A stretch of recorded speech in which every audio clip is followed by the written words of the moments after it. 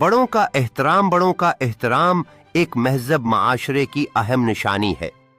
जो कौमें अपने बुजुर्गों की इज्जत करती हैं वही तरक्की करती हैं। हमारे वालिदैन, दादा दादी, नाना नानी और उस्ताद जैसे बड़े जिंदगी का कीमती तजर्बा रखते हैं। उनकी रहनुमाई और दुआएं हमारे लिए कामयाबी का जरिया बनती हैं।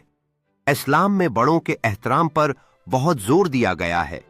हुजूर अकरम ने फरमाया, जो हमारे छोटों पर रहम न करे और बड़ों का एहतराम न करे वो हम में से नहीं। इस हदीस से पता चलता है कि बड़ों की इज्जत देन का अहम हिस्सा है।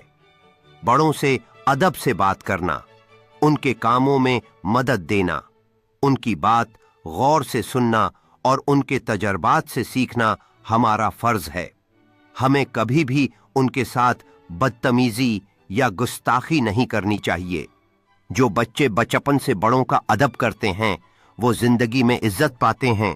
ऐसे बच्चे खानदान और माशरे में मोहब्बत और बरकत का सबब बनते हैं। लिहाजा हमें चाहिए कि हमेशा बड़ों की इज्जत करें और दूसरों को भी उसकी तरगीब दें। अगर आप चाहें तो मैं उस मजमून को इशार, अक़वाल या कहानी से भी सजा सकता हूँ।